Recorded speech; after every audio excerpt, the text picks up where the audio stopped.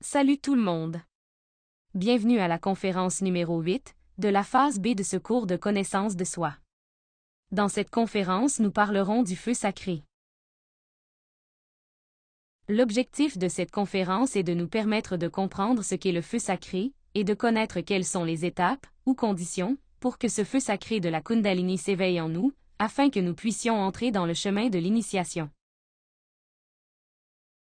Le serpent Kundalini est le feu solaire enfermé dans nos atomes séminaux, la substance électronique brûlante du Soleil, qui une fois libérée, nous transforme en Dieu. Mais, pour comprendre ce qu'est le feu sacré, et le pouvoir qu'il possède, il convient de comprendre que ce feu sacré est le même que celui qui est présent, mais pleinement et complètement développé, dans tous les êtres éveillés et conscients, qui forment l'armée de la voix. L'armée de la voix, l'armée de la parole et feu. Et ce feu vivant et philosophique qui féconde la matière chaotique, est ce qu'on appelle le Christ cosmique, le logo, la grande parole.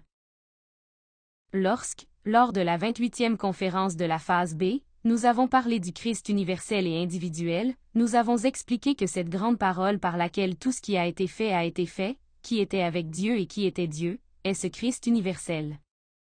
C'est ce Christ cosmique qui est formé par tous les êtres qui ont atteint le développement total de leur Christ intérieur jusqu'à devenir des dieux créateurs, pour faire partie de ce grand verbe, ce logo ou feu créateur. Or, nous devons savoir que, comme nous sommes des essences divines en voie de développement, nous sommes tous des dieux potentiels.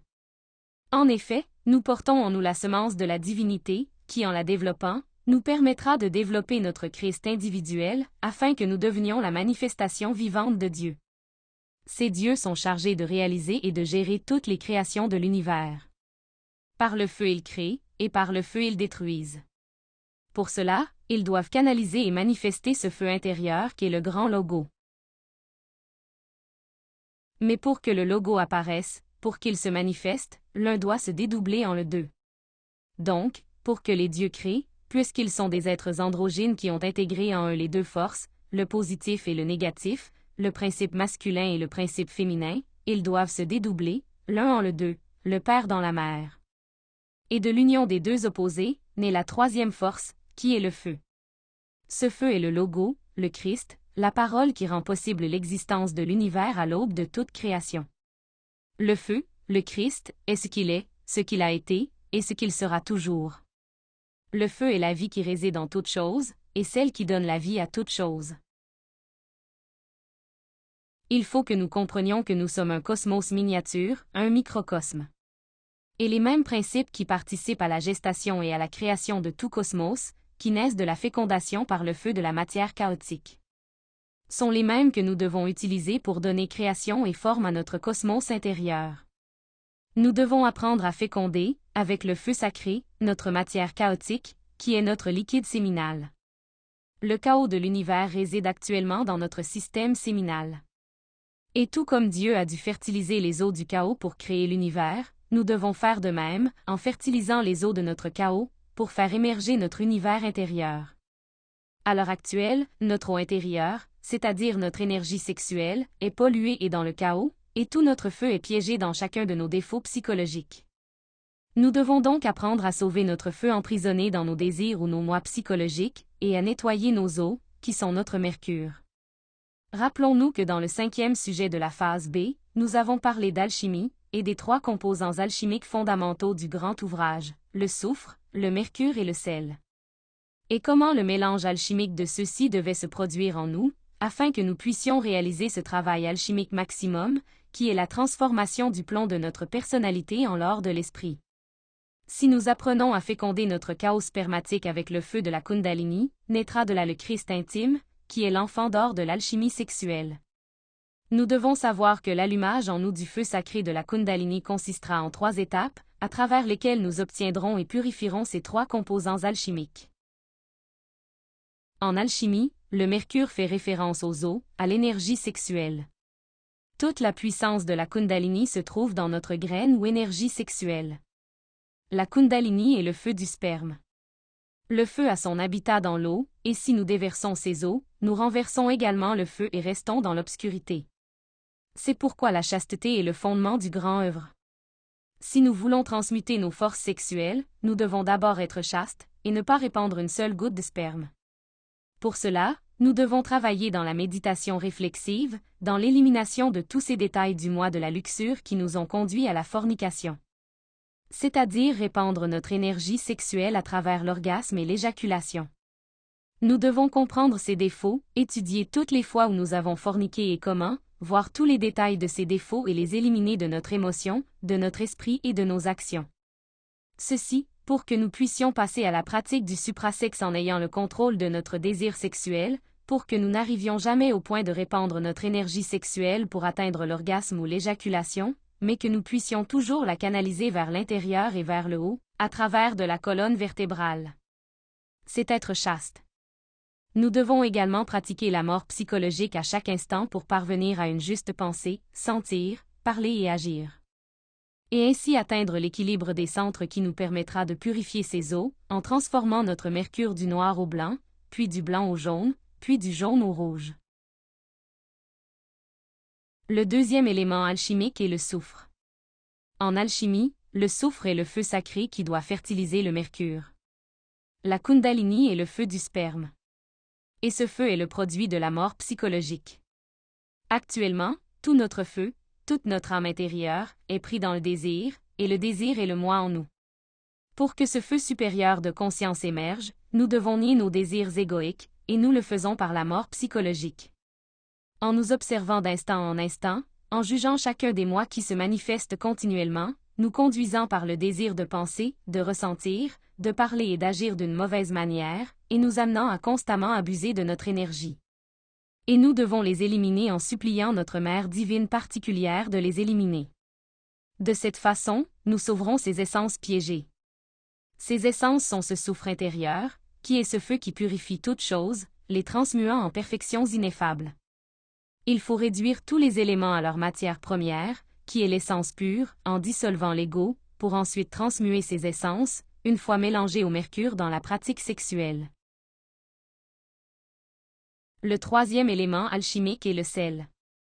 En alchimie, le sel est cet élément qui agit sur le soufre et le mercure, en les coagulant et en les fixant. Le sel est représenté dans les œuvres matérielles, c'est-à-dire ce que nous faisons en faveur ou par amour de notre propre travail intérieur, mais surtout dans ce que nous faisons en faveur ou par amour des autres frères de l'humanité, pour qu'eux aussi avoir l'opportunité d'éveiller leur conscience. Ces travaux conscients nous donnent les mérites du cœur pour que la Kundalini se développe, évolue et progresse. Les feux du cœur contrôlent la montée de la Kundalini. C'est donc cet amour que nous développons, ce sel intérieur, qui en pratiquant la transmutation sexuelle, se mélangera à l'eau sexuelle purifiée ou au mercure, et au soufre ou aux essences libérées, pour allumer dans notre colonne vertébrale le feu sacré de la Kundalini. Le feu Kundalini est un feu créatif. Le soufre se mélange à mercure et monte par le canal spinal jusqu'au cerveau, réveillant les centres supérieurs. Le surplus de ce mercure fécondé par le soufre est ce qui doit créer les corps existentiels de l'être. Premièrement, régénérer le corps physique et le corps vital, puis créer le corps astral, mental et causal. Ainsi, le corps astral, le corps mental et le corps causal ne sont rien d'autre que du mercure fécondé par le soufre. Ensuite, nous pouvons voir que dans les trois facteurs de révolution de la conscience se résume le processus alchimique pour réaliser ce grand travail, qui n'est autre que donner naissance à notre Christ intérieur, pour que nous puissions atteindre l'auto-réalisation intime de l'être. Avec la mort psychologique, nous libérons le feu, le soufre emprisonné dans chacun des moi psychologiques. Avec la naissance spirituelle, nous faisons en sorte que le mélange se fasse dans les eaux séminales. Là, le soufre fertilise le mercure.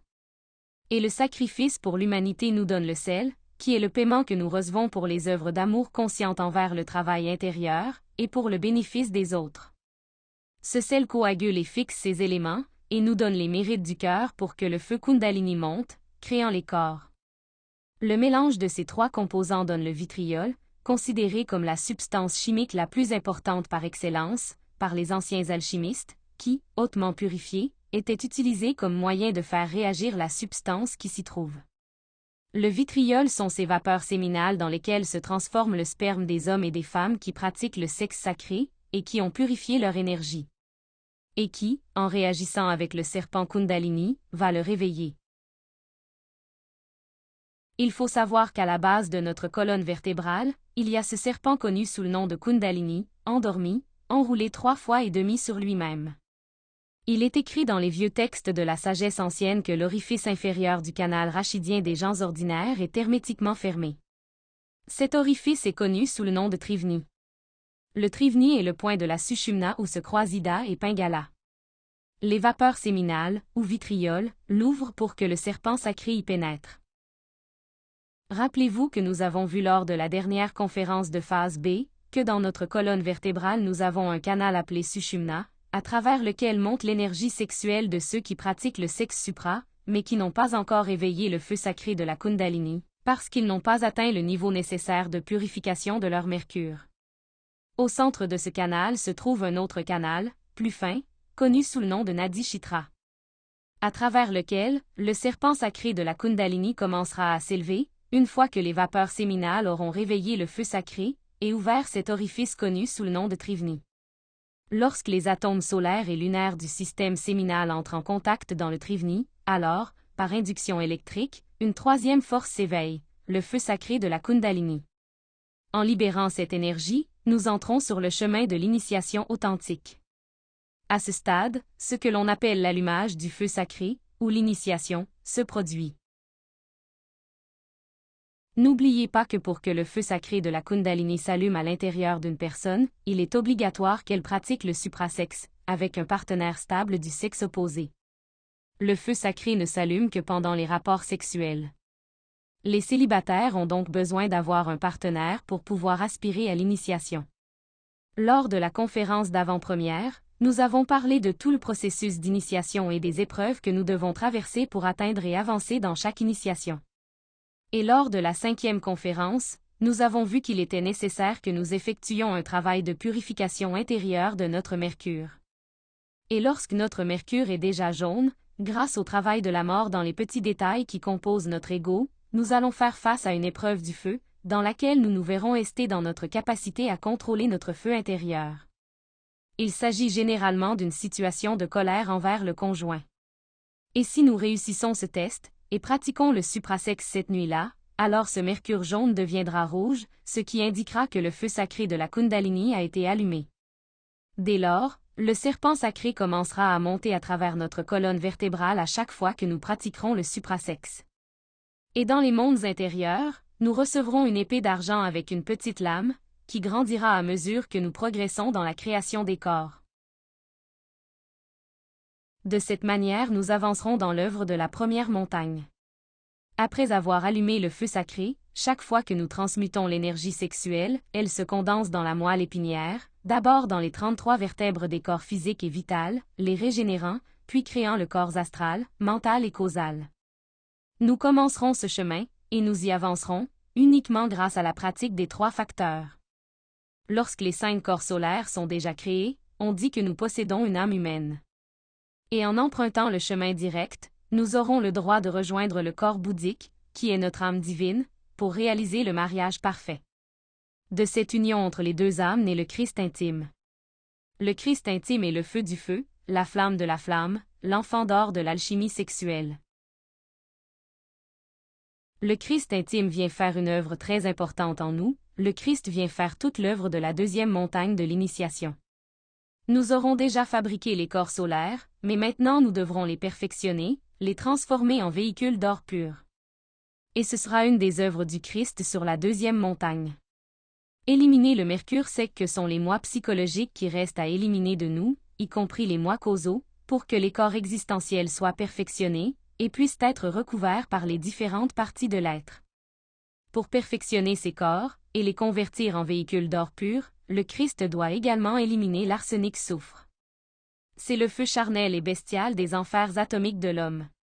Ce feu correspond à l'abominable organe kundartigateur. Lorsque les corps sont convertis en véhicules d'or pur, ils peuvent alors être recouverts par les différentes parties de l'être, et là, enfin, tous viennent servir d'enveloppe à notre roi, notre Christ intime. Il se lève de son tombeau à l'instant où se trouve un tel emballage, et s'en recouvre, pour se manifester ici, à travers les sens, et œuvrer en faveur de l'humanité souffrante. C'est ainsi que le Seigneur prend vie. C'est ainsi que le Christ s'incarne dans la personne. Jusqu'à ce moment-là, c'était une force qui se développait dans le cœur de l'homme, mais déjà à ce moment-là, en terminant la deuxième montagne, le Christ intime surgira à l'existence. Il est le magnésium de l'alchimie. Déjà sur la troisième montagne, il prendra en charge l'enseignement mondial et s'unira à l'être, devenant une partie de ce Christ cosmique ou Christ universel. Dans les conférences ultérieures de la phase B, nous détaillerons chacune des montagnes de l'initiation. Quelque chose à garder à l'esprit avant de terminer cette conférence est que la tentation est feu, et le triomphe sur la tentation est la lumière. L'alchimiste doit arracher le feu au diable, il doit arracher la blancheur immaculée aux ténèbres. L'alchimiste doit pratiquer la magie sexuelle pour que sa pierre noire brille de feu puis devienne blanche, immaculée et pure. Mais celui qui, après avoir travaillé avec la Kundalini, continue à répandre du sperme, c'est-à-dire à avoir des chutes sexuelles constantes parce qu'il ne fait pas un effort constant et conscient pour atteindre la chasteté parfaite, échoue inévitablement. Car à chaque chute sexuelle la Kundalini descend une ou plusieurs vertèbres, selon l'ampleur de la faille. C'est pourquoi nous devons lutter jusqu'à atteindre la chasteté parfaite. Certaines observations à prendre en compte sont que la flamme érotique ne monterait jamais à travers le canal rachidien de couples unis par simple convenance personnelle. La montée de la flamme sacrée dans la colonne vertébrale des hommes et des femmes adultères serait impossible. Cela n'allumerait jamais le feu des délices sexuels dans la colonne vertébrale de ceux qui trahissent leur gourou intérieur. Le feu sexuel ne monterait jamais dans la moelle des ivrognes, des efféminés, des lesbiennes, des toxicomanes, des meurtriers, des voleurs, des menteurs, des calomniateurs, des exploiteurs, des cupides, des blasphémateurs, des sacrilèges, etc. Nous devons prendre en compte tous ces points, travailler sur ces défauts en nous-mêmes, développer également un amour conscient envers notre partenaire. Apprendre à chercher la direction de notre être intérieur qui est notre gourou, et lui obéir, si nous voulons vraiment nous lancer et avancer sur le chemin de l'initiation. Et c'est le sujet du jour. Je vous invite à notre prochaine conférence. Un sujet très intéressant dans lequel nous parlerons de ce qu'est le vrai baptême. Ne manquez pas cette conférence intéressante.